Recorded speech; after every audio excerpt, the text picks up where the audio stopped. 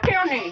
अम्मा गल करना है। फैजी फैजी पुत्र मेरा कमरे च, पोतरे मेरे कमरे च, धी है एक आईना होवे नहीं तो जम पाऊंगी। मेरी धी जी कोई नहीं। रोटी देंदा है जड़ा वो ते इन्हां दे घरों आउंदी। बहादुर परदादी अब्बू बहुत हो गया, अम्मी भी नहीं आ ना दे कर ले आप जरा कर खा लेने मल्ले वाले रोटी देंदा ਅਸੀਂ ਮਖਾ ਮੈਂ ਪੰਜਾਂ ਕੇ ਮਹੱਲੇ ਵਾਲੇ ਦਿੰਦੇ ਨਾ ਅਸੀਂ ਖਾ ਲੈਣੇ। ਮੈਂ ਬਿਮਾਰ ਪਈ ਵੇਖ ਮੇਰੀ ਹਾਲਾਤ ਕਰੇ ਦੀ ਹੰਨੇ ਦੰਦ ਪਏ ਹੁੰਦਾ ਹੰਨੇ ਅਸੀਂ ਕੋਈ ਦੇਵੇ ਤਾਂ ਖਾ ਲੈਣੇ।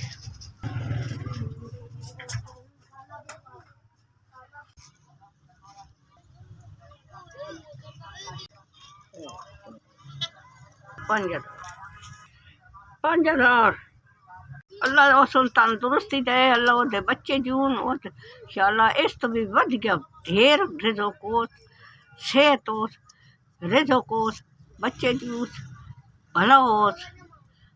जिन्हें मैं 5000 भेजिया उन्हें दुआ कीतियां अल्लाह बहु देस अल्लाह हयाती करेस अल्लाह रिज़्क़ इस तो भी ढेर देस बच्चे जूस जिस मन अल्लाह खुशियां दे खुशियां दो मालिक रवे सारी हयाती।